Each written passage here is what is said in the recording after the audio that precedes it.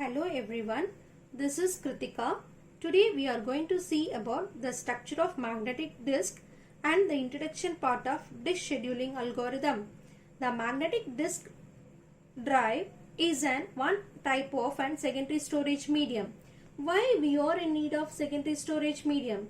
As we know very well that the primary memory, which is of very limited size, can hold only a limited data. So in a multi-programming environment, all the programs and its related information cannot be stored in the primary memory itself. So we are in need of some additional mass storage medium, that is a secondary storage medium. One such example of secondary storage medium is magnetic disk drive, which is widely used in modern computer system. Now we will see about the physical structure of magnetic disk. This magnetic disk drive is having an n number of disks which is stamped as a platter. Each platter is mounted on a spindle. In turn, the spindle will facilitate the disk to get spinned or rotated when the disk is in an operation. On the surface of the platter, we can record the information magnetically. That is, we can store the information on the surface of the platter magnetically. In addition to that, we can perform read or write operation on the surface of the platter with the help of read-write head, which is attached to the disk arm. Each platter is having one read-write head, and all the read-write head of each platter will be moved as a single unit, which means that each read-write head of each platter will be moved simultaneously.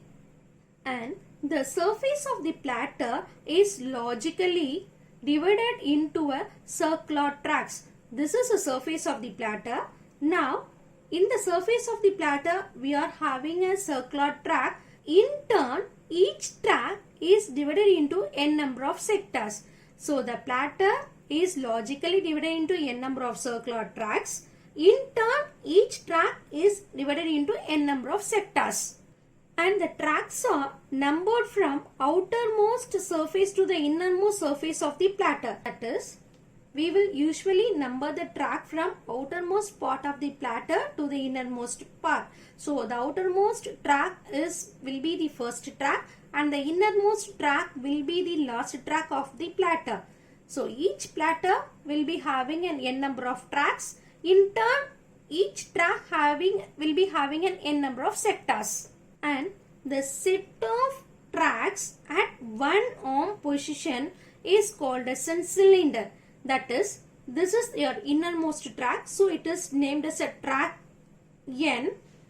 Track N of first platter, track N of second platter, track N of nth platter, all together as a single unit called as a cylinder. Since it is a track N, it is named as a cylinder N.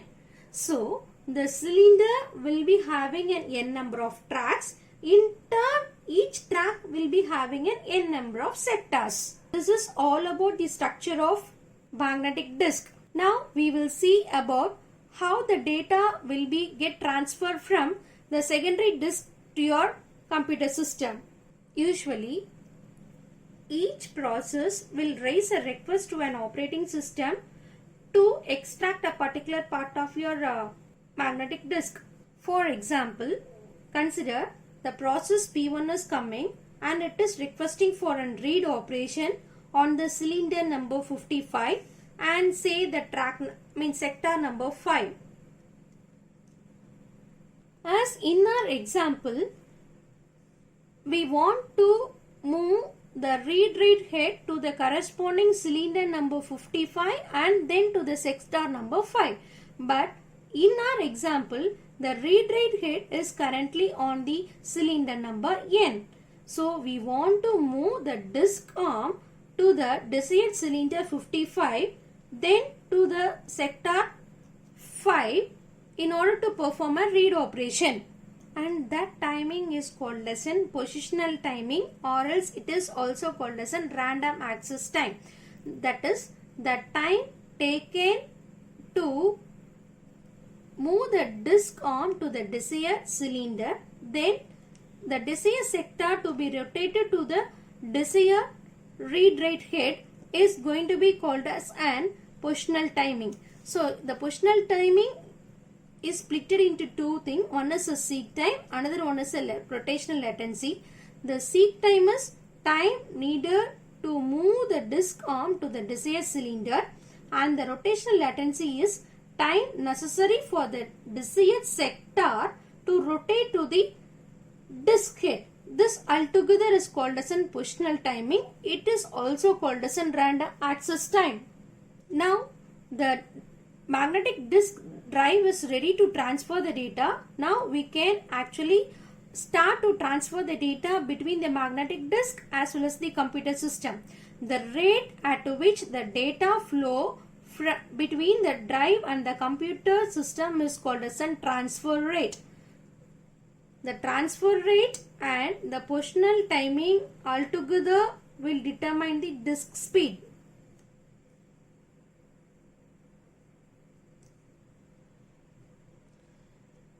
The disk speed can be enhanced by increase the transfer rate, and to decrease this positional timing we can enhance the disk speed.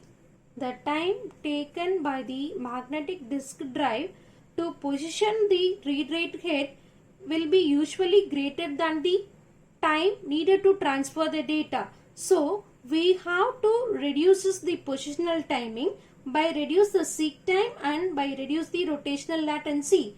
So for reducing the seek time, we have to follow any one of an disk scheduling algorithm, which we will be discussing in your second part.